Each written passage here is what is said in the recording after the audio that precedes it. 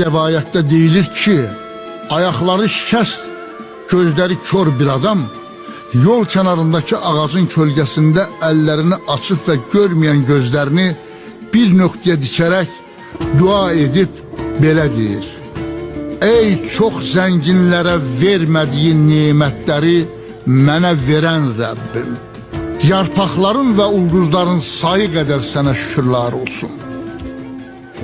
Bu zaman ona yaxın yoldan keçən İsa aleyhissalam bu duanı eşidir və həmin adama yaxınlaşıb soruşur: Ey Allahın qulu, sənin bu cür vəziyyətində axı səndə hansı nemətlər var ki, sən bu halında çox zənginlərə vermədiyi neməti mənə verən Rəbbim deyə dua edirsən.